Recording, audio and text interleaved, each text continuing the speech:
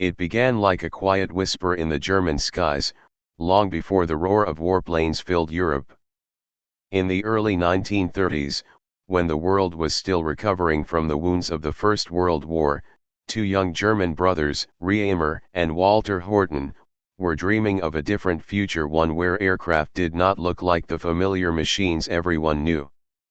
Instead, they imagined wings, pure wings cutting through the air with minimal drag, maximum efficiency, and a strange, bird-like grace.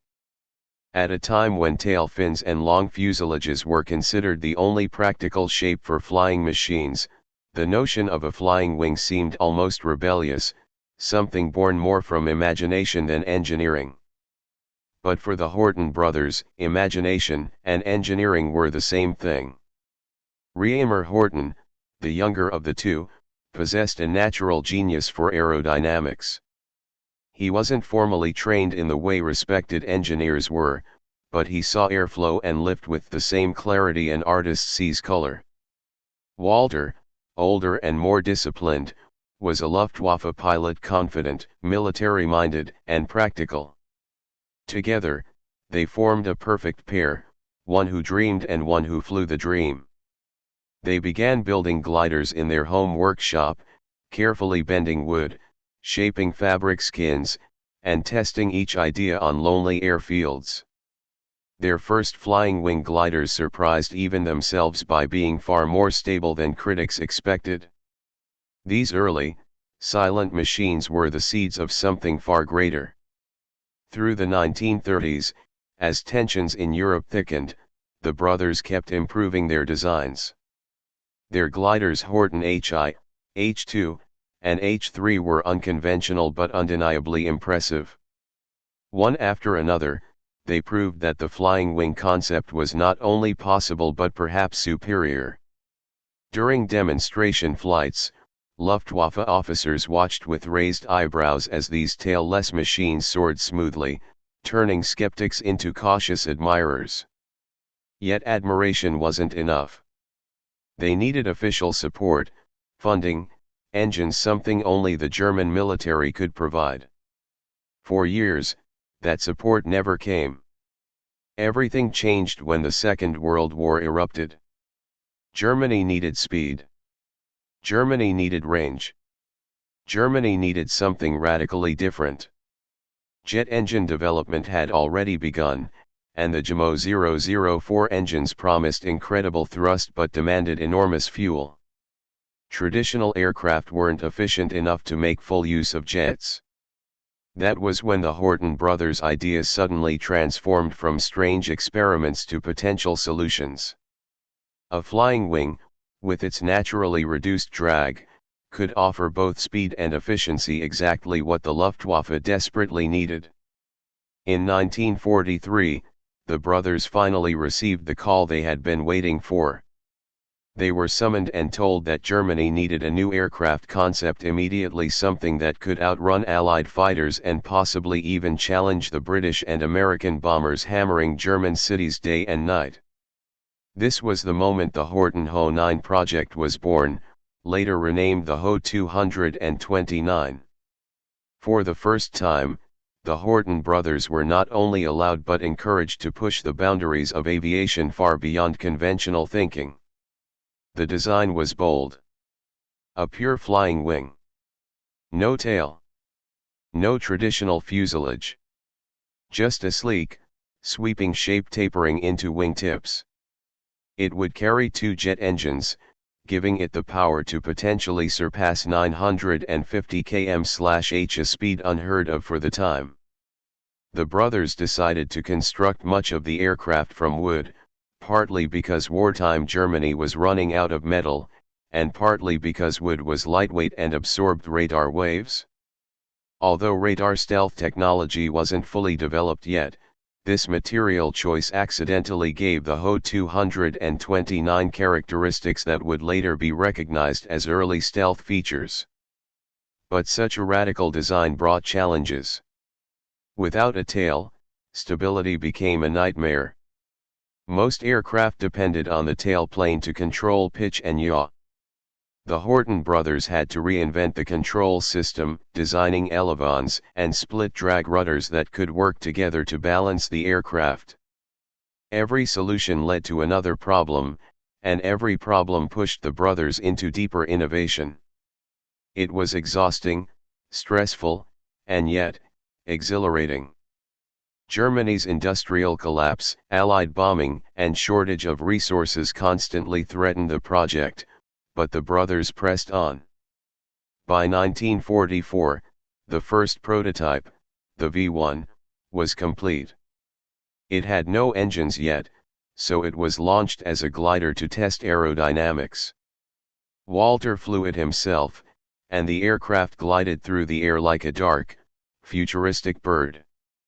The flight was successful. The military was impressed. The Horten brothers were energized. The second prototype, V2, finally received its twin WW004 jet engines. When it flew for the first time, it accelerated with raw force, slicing through the air with a sound unlike anything German engineers had heard before. For a brief moment, it seemed like this machine could change the war. Then tragedy struck. During one of the test flights, the V2 suffered engine failure mid-air. With no tail and almost no time to react, the pilot lost control. The aircraft crashed and exploded. The test pilot died. The brothers felt the loss deeply, but the Luftwaffe understood that even with the crash, the Ho 229 had proven its potential. It was fast, very fast. And if they could refine it, Germany might gain a last-minute miracle. But time was the enemy. Germany was collapsing. Allied troops were pushing deeper into Europe. Factories were destroyed. Fuel was scarce. Yet the Horten brothers rushed to complete the third prototype, the V3, the first fully armed combat version. They worked day and night, driven by desperation and a quiet belief that they were building something far ahead of its age. But before it could be finished, American forces entered the facility. Soldiers found the strange, wing-shaped machine with engines mounted deep inside its curved structure. It didn't look like anything they had ever seen. And thus, the Ho 229, the world's first jet-powered flying wing, fell into American hands, its story shifting from Germany's last hope to the seed of future stealth aircraft. The dream of two brothers, born in a small workshop, had reached the world stage. By the time Allied bombers had turned much of Germany's industrial heartland into smoking ruins, the Horten Ho 229 existed as more than a concept and more than a prototype. Its ghostly frame was becoming a puzzle of wood, steel, glue, and ambition. Inside dimly lit workshops, surrounded by the distant thud of anti-aircraft guns and the wail of sirens, engineers and technicians worked with the urgency of men building something that might never have another chance. Every bolt tightened, every sheet of plywood curved into place, felt like a quiet act of defiance against the collapse happening outside their walls. The Ho 229 was no longer just an aircraft, it was Germany's attempt to outrun fate itself. The work environment was chaotic. Supplies that were once easy to acquire had become luxuries. Aluminum was rationed, steel was scarce, and even basic tools were shared among teams. Many workers were young apprentices drafted into technical labor because the Luftwaffe believed that even an inexperienced hand was better than none. Some factories had no electricity for hours, forcing engineers to sketch calculations by candlelight, hoping the vibrations of nearby explosions wouldn't shake their pencils off the table. Yet through all the constraints, the Ho 229's design began to evolve into something remarkably sophisticated. Deep within the wooden body of the aircraft, two great circular openings were carved with precision to house the WW004 jet engines. These engines were the heart of the fighter, capable of thrust that older aircraft engineers had never imagined. but the engines themselves were finicky and temperamental. They overheated, cracked under strain, and consumed fuel as if oblivious to wartime shortages. The Horten brothers knew they were working with unstable power, but they also understood that without jets, their flying wing would merely be another glider lost in history.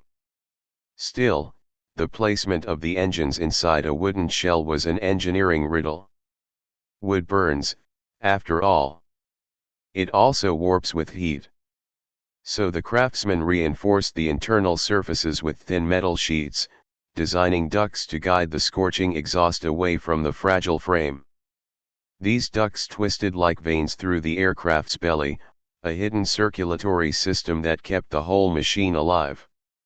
The mechanics joked darkly that the aircraft was more temperamental than a living beast, and perhaps they were right. A single misaligned panel could cause vibrations strong enough to shake the aircraft apart. Aerodynamic tests were equally perilous. Engineers built scale models and rushed them to makeshift wind tunnels, long wooden boxes powered by noisy, unreliable fans. Dust and sawdust would swirl violently as the model was placed inside, and the readings would fluctuate with every small draft. Measurements had to be corrected again and again. Reamer Horten would stand over the model with his arms crossed, studying the flow of air with a focus so intense that workers whispered he could see lift and drag as clearly as others saw shadows.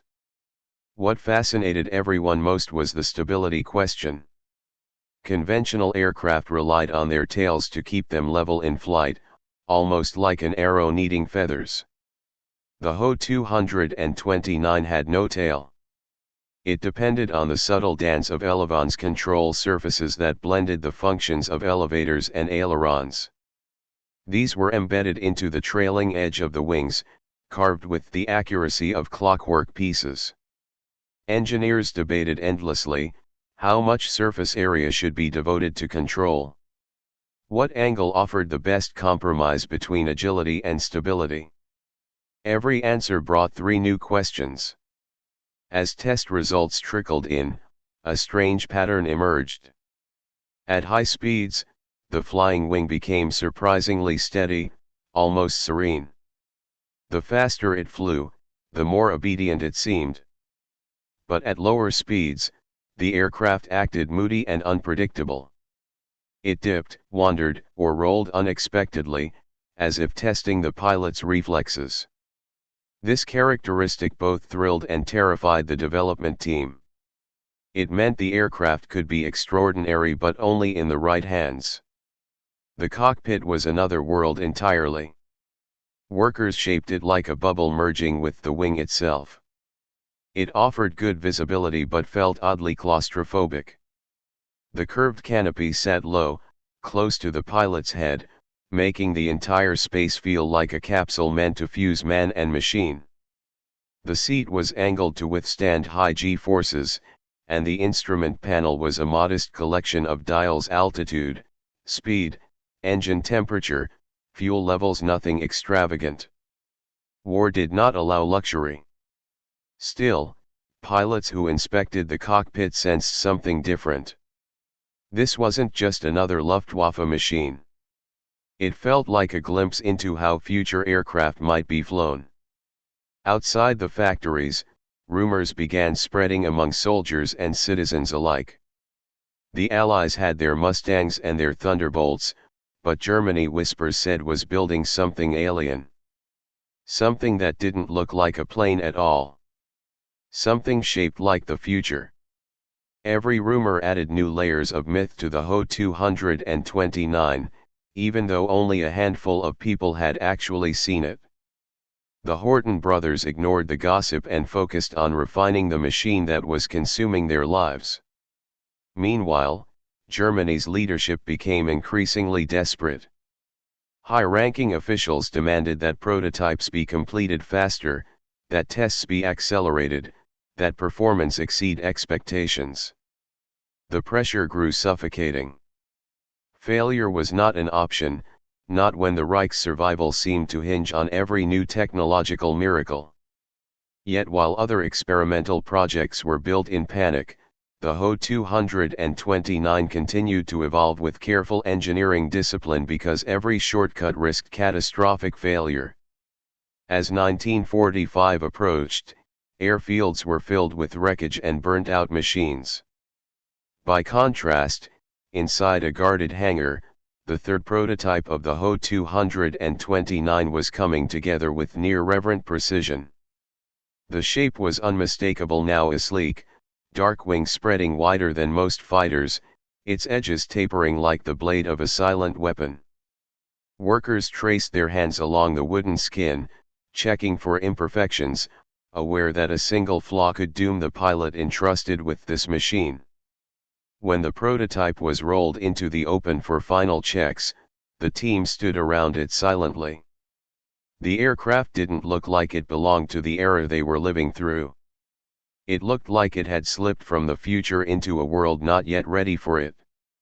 They had built something daring, dangerous, and unlike anything the sky had seen. They didn't know that within weeks, Allied troops would descend upon their secret workshops and claim the aircraft as war trophies.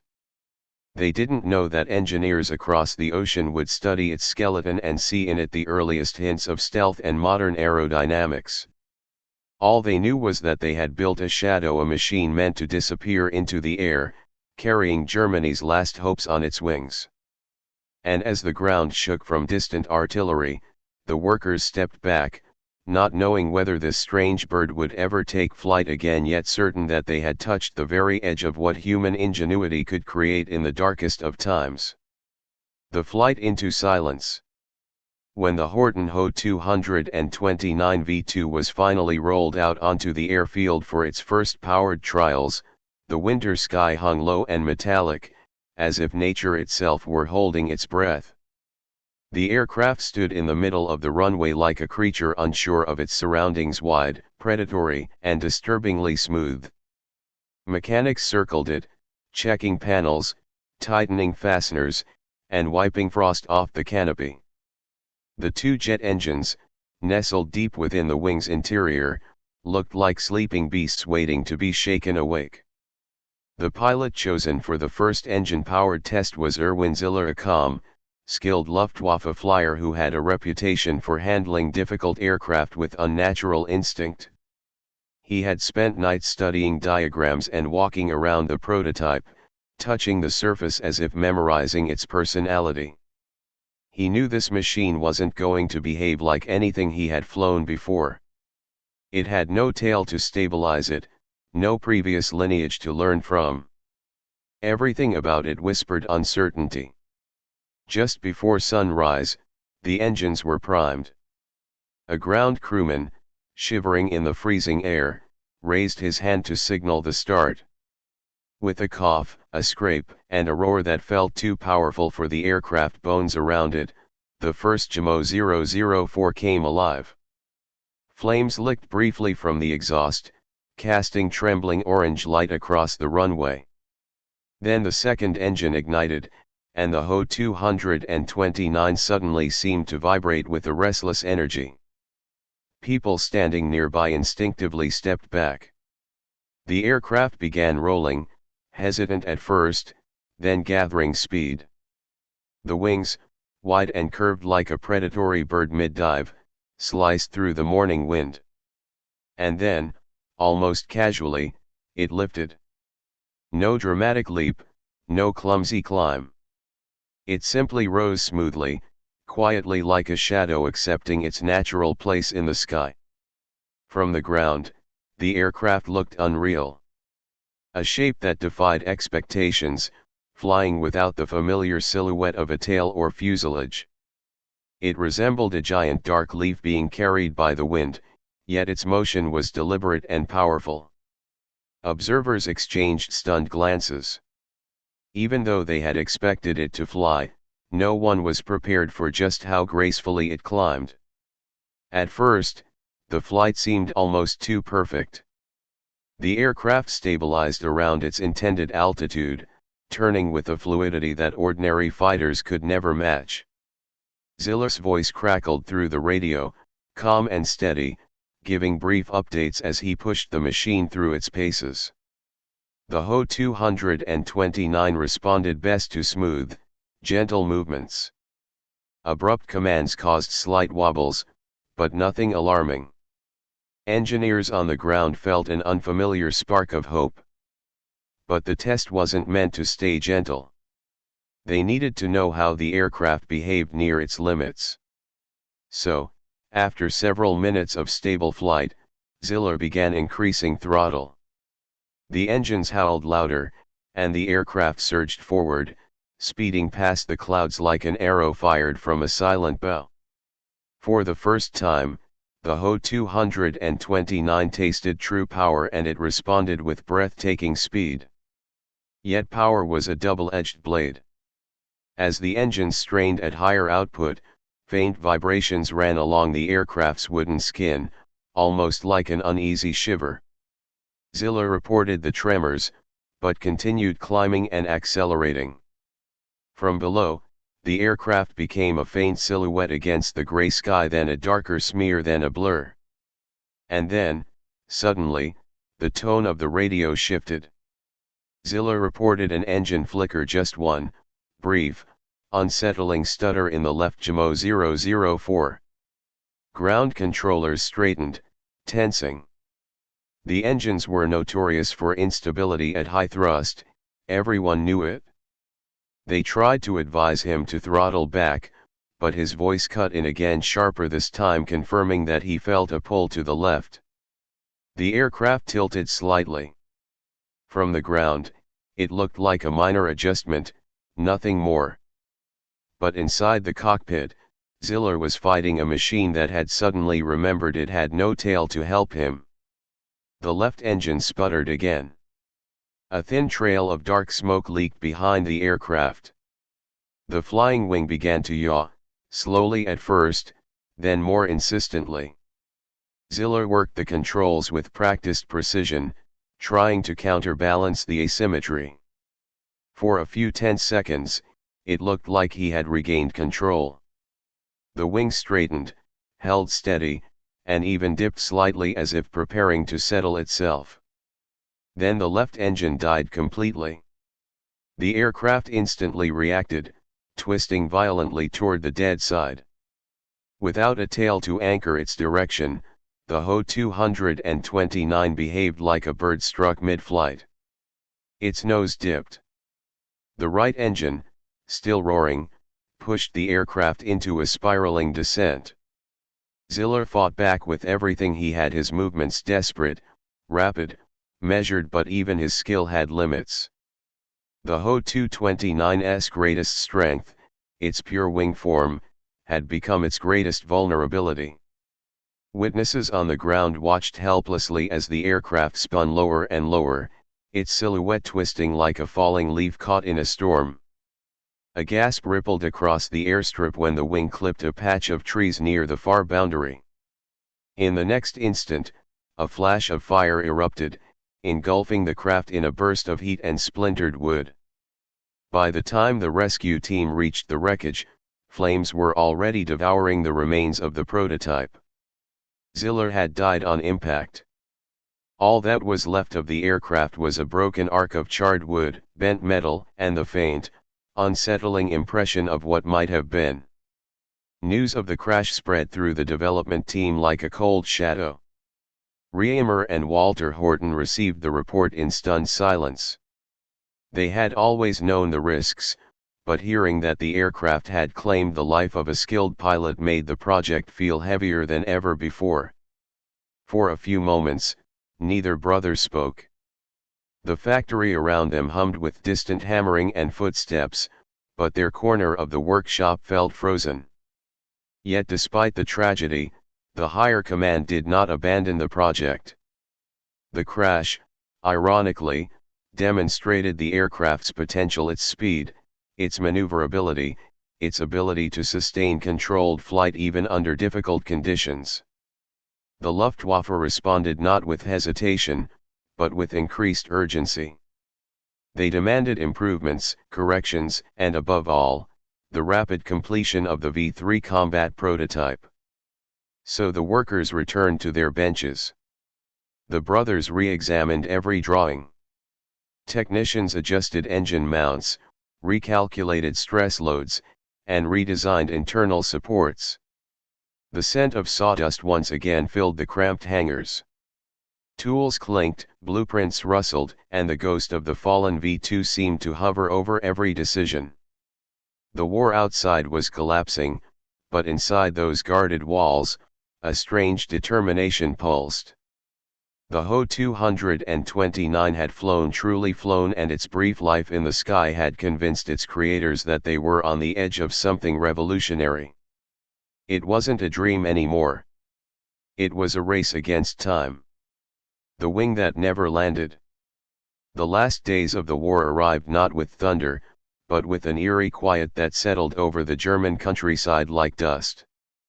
Fields were empty, roads were cracked, and even the skies once roaring with aircraft felt strangely hollow. Inside a secluded hangar surrounded by pine trees stripped bare by winter winds, the incomplete Horten Ho 229 V3 rested on wooden supports, its dark wings stretched wide like a creature in hibernation. Workers moved around it quietly, no longer speaking with the urgency that had once driven every hammer strike. They all sensed it, the war was slipping through their fingers. Reamer Horten stood near the nose of the aircraft, running his fingers across the smooth wooden surface. It had taken weeks to re-engineer the structural flaws exposed by the V2 crash. Every rib and spar inside the wings had been strengthened. The engine mounts had been reinforced with newly cut steel rings. Even the cockpit seating had been redesigned to improve pilot control under extreme forces. The brothers had poured everything they had left into this machine. But as Reamer leaned closer, he wasn't thinking about aerodynamics or stress formulas, he was wondering if V3 would ever see sky at all. Walter arrived moments later, stepping through the hangar doors with the fatigue of a man who had lost too many friends and too much faith. His uniform was wrinkled, boots muddy, and eyes weary from long nights spent in strategy meetings that no longer seemed to have purpose. He didn't say hello. He simply walked to the aircraft and stood beside his brother, both of them staring at the machine they had built with more hope than reason. "Do you think we will finish it before they reach us?" Walter finally asked, his voice low. Reamer didn't answer immediately. He listened to the distant thump of artillery, growing closer day by day. "Finishing it isn't the question anymore," he whispered. "The question is whether it will matter." Outside the hangar, soldiers moved restlessly, cleaning rifles they barely had ammunition for. Trucks rolled in carrying wounded men, their faces pale and hollow. They stared at the wide-winged machine as they passed, unsure whether it was an aircraft or some strange weapon never meant for human hands. The Ho 229 had become an enigma, a secret locked inside a collapsing nation. Despite the chaos, work on V3 continued. Each day, engineers installed cables, adjusted control surfaces, and tested the hydraulic lines that would power the split-drag rudders. They balanced the weight distribution with sandbags and checked the curvature of the wings under lamplight. Every step felt like an act of stubborn hope, even as the ground trembled with distant shelling. One evening, as dusk turned the sky into a bruised purple, Allied fighter bombers buzzed overhead. The sound made everyone freeze. Anti-aircraft guns nearby spat fire, and workers scrambled under tables and behind fuel barrels. Explosions flashed in the distance, rumbling through the hangar like a warning. When the noise faded, they emerged to find dust drifting down from the rafters. Miraculously, the aircraft had escaped untouched. But the message was clear: time was running out.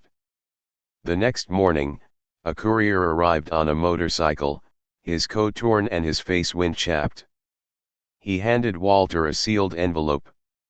After reading the letter, Walter lowered his hand slowly, almost reluctantly, and looked at Reamer with eyes that carried an unspoken truth. They're evacuating the remaining jets. We're to prepare this one for transport. Reimer shook his head. Transport where? East, Walter said. Somewhere safer. Or at least somewhere less destroyed. The absurdity of moving an unfinished experimental flying wing through a dying nation didn't need to be said. They both knew the roads were blocked, bridges blown apart, and enemy patrols everywhere. But orders were orders, even when meaningless. For 2 days, workers dismantled the outer panels, detaching sections of the wings, labeling every piece so it could be rebuilt later. Crates were packed, bolts collected in sacks, engines strapped down carefully. It looked less like the preparation of a military weapon and more like the preservation of a rare museum artifact. Every man involved felt the sting of uncertainty. Would this masterpiece ever be whole again? Before the convoy could depart, reality caught up with them. American armored units pushed closer than anyone expected. Their engines, heavier and deeper than aircraft, rumbled across the landscape like approaching thunder. German guards shouted orders, scrambling to defend the base, but most knew it was futile. A final meeting was held in the hangar. Soldiers and engineers gathered among the towering shadows of half-packed crates. Reimer stepped onto a crate to speak. The room fell silent. We built this aircraft because we believed in a new kind of flight, not for the Reich, not for war, but for the future. Whatever happens today, remember that. His voice trembled not with fear, but with the weight of creation slipping beyond the hands of its creators. Moments later, the first American vehicles were spotted on the horizon. Panic spread across the base. Papers were burned, equipment abandoned, and the last German soldiers prepared to flee. The Horten brothers watched helplessly as their masterpiece, still incomplete, still grounded, became vulnerable to the very enemy they had built it to outrun. Within an hour, American troops stormed the facility. They entered the hangar cautiously, weapons raised, expecting traps or hidden resistance. Instead, they found the silent, wing-shaped giant resting under a thin layer of dust. The officers exchanged baffled looks. They had seen jets, rockets, and prototypes, but nothing like this. One soldier walked up to the aircraft and placed his hand on the wooden skin, surprised at how smooth it felt. Another circled around the wingtip, tracing the sharp arc with his eyes. A captain finally muttered, "What on earth were they building here?" The Hortens were detained, questioned, and separated. Their aircraft, the one they believed could redefine aviation, was claimed as American property under Operation Paperclip protocols. It was disassembled, loaded onto trucks, and transported away under heavy guard. The brothers could do nothing but watch as their creation vanished into the distance. Months later, far from the battlefields, the Ho 229 would be studied inside American laboratories. Engineers would examine its angles, materials, and engine placement with fascination. Some would shake their heads in disbelief, realizing how advanced it was. Others would quietly sketch its silhouette, planting seeds that would bloom decades later in aircraft like the B-2 Spirit. But the brothers never saw it fly again. For them, the Ho 229 remained a memory, a vision of the sky that had risen briefly, burned brightly, and disappeared before the world could understand what it truly was. A wing without a war, a ghost without a grave, a future too early for its time. And as history moved forward, the aircraft they built in desperation became something else entirely. A reminder that even in the darkest chapters of humanity, brilliance can still spread its wings. Even if only for a moment.